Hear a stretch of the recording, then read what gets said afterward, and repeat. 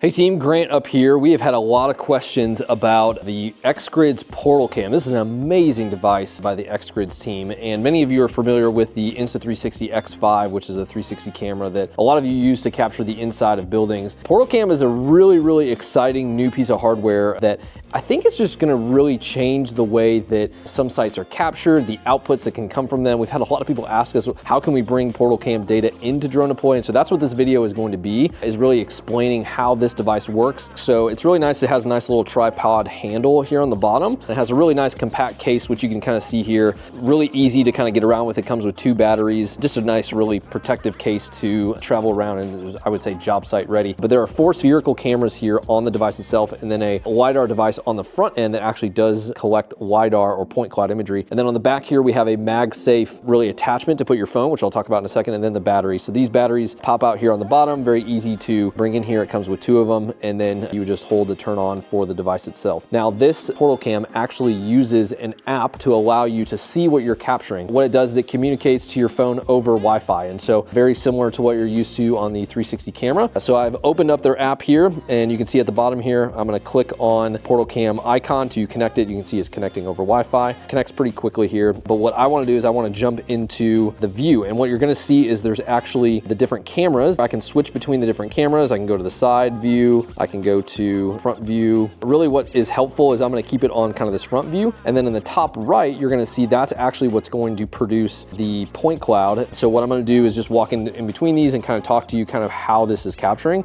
And again, that preview will be in the top right here. So I'm gonna go ahead and hit run. Okay, so what I'm gonna do is I'm actually gonna say hold to start, and as it does that, it's going to say initializing. So I'm gonna keep that nice and steady as I'm capturing here, and then you're gonna see that preview in the top right to see what it's capturing. So this is the actual point cloud that's being captured here. So what I'm gonna do is I'm actually gonna just start walking around, and this is so cool. What this is doing is this is showing me the collection in real time. And so what's really handy about this is that I can really start to see what it's capturing and making sure that I've gone into these individual spaces. I do want to note up here in the top, you're going to see the speed in which I'm walking. It is going to notify you if you're walking too fast. Another nice kind of feature here for those that have done 360 walks and you walk around and you do them really quickly, you're going to notice that some of those images are blurry. This is actually has a nice really built-in how fast are you walking, which I really like about that. So if I walk faster than 1 meter a second, it will actually tell you, hey, you got to slow down to make sure that your quality of capture is done in a way that you get the right outcome. I like going over to this point cloud view because again, it will give me the idea of kind of what it is that I've walked, and then I'm going to go ahead and hit stop.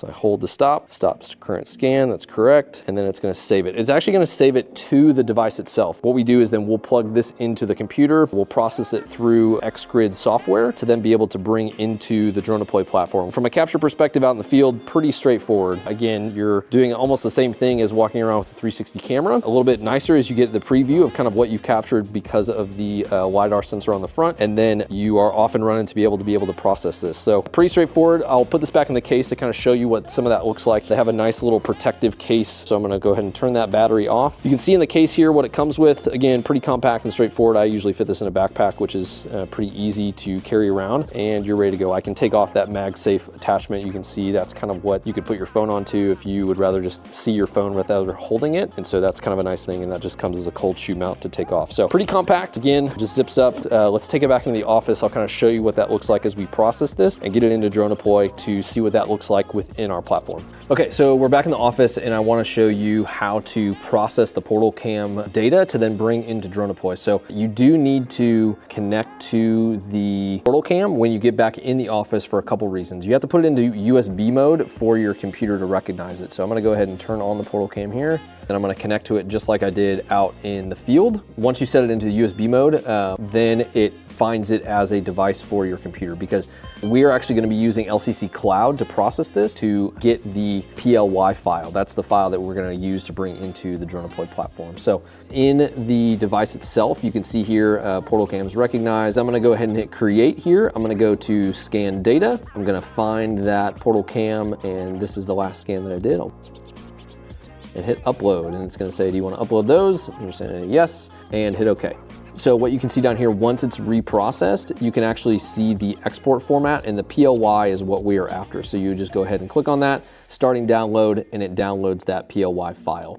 Now, to bring that into DroneDeploy, So in the upload tab here, you're gonna see new upload, and you'll see all the different file types that are supported. You will see that POY is the supported file types. You would then just drag it up into here onto the uploader tab, and then in DroneDeploy, that's when we would then be able to see it within the platforms. So what you're seeing here is how we actually navigate down to that splat in itself. And when you open up that pin, you have two different options. You can see the point cloud, and you can see the splat version of it. So the point cloud is what you're able to see of those individual points that we captured out in the field. And then on this side of it, on the splat side, you'll see this is the reconstruction to be able to go in and start to see a little bit higher fidelity, because this is a Gaussian splat. This is different from what you would see here within just a normal capture. So I hope that process kind of, that walkthrough that we did kind of gives you an idea. Again, once you get it off the PortalCam itself, you're gonna process it in LCC Cloud. And then once you get that POY file, that's what then you would upload and put into the DroneDeploy instance. So I hope this was helpful. If you have any questions, obviously drop them in the chat, let us know. If you have a PortalCam and you are doing some captures and wanna bring them into DroneDeploy, I hope this kind of gives you an overview of what that looks like. We are very excited about this tool. It's gonna be really awesome to see how you all are using it out in the field. So thanks for tuning in, and we will look forward to seeing all these different captures from the PortalCam be brought into DroneDeploy.